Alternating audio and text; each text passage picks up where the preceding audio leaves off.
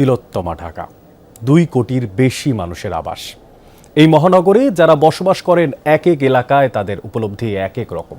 কোথাও পানি বা গ্যাসের সংকট, আবার কোথাও ঘিঞ্জি, যানজট কিংবা চাঁদাবাজি।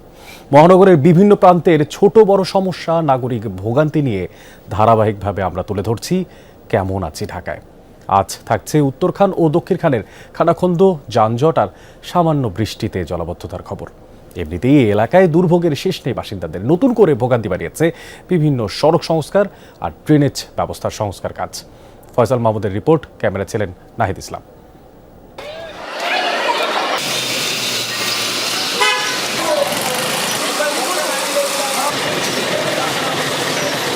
শীত, গ্রীষ্ম, বর্ষা ঋতু পরিবর্তন হলেও সড়কের এই করুণ চেহারা যেন বদলায় না।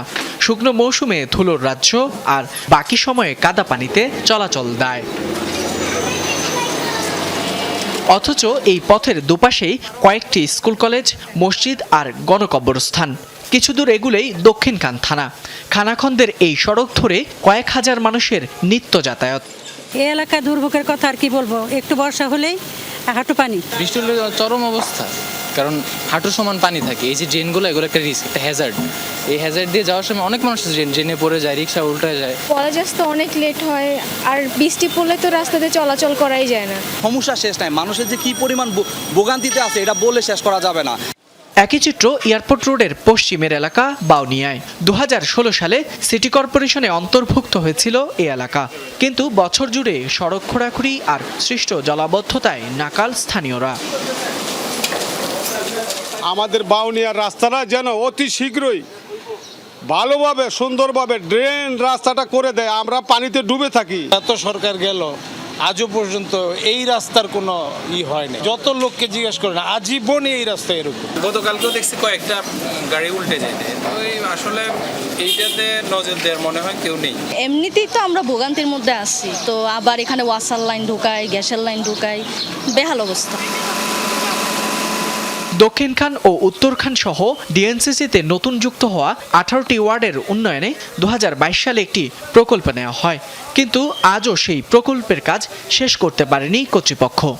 দীর্ঘদিন পর এই অঞ্চলে শুরু হয়েছে উন্নয়ন প্রকল্প, তবে সেই উন্নয়নের ফলে খুশির পরিবর্তে চরম দুর্ভোগ নিয়ে এসেছে এই অঞ্চলের মানুষের মাঝে। তারা বলছেন এর অন্যতম কারণ প্রকল্পের ধীরগতি।